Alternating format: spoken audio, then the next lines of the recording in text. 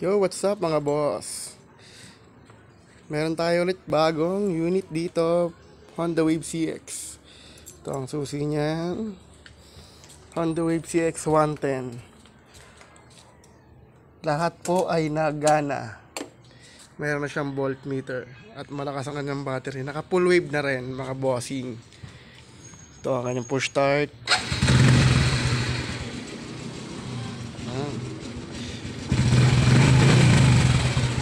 Na-under po yan mga bossing. Sobrang tahimik ng makina niyan. Tapos naka Apido pipe na yan. Apido pipe. Walang usok yan.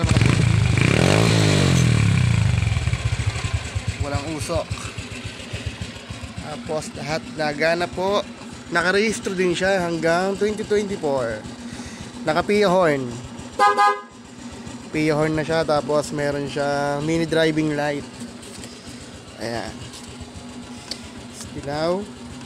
Tapos naka Osrom LED light. Ayan. Pwede rin siyang dilaw din. Sabay ng mini driving. Napakalakas niya mga boss. Masisilaw yung mga kasalubong nyo na. Magagalit sila. Kaya wag yung gagawin yan. Ayan. Pwede rin puti. Ayan. Alright. Signal light. And nagana rin yan. Sa kabila. Ayan. Speedometer tsaka gas gauge nagana. Ito ano yan, ang signal light sa likod, tail light, masayang ba. So yun mga boss, all working to. At i-kickstart goods na goods.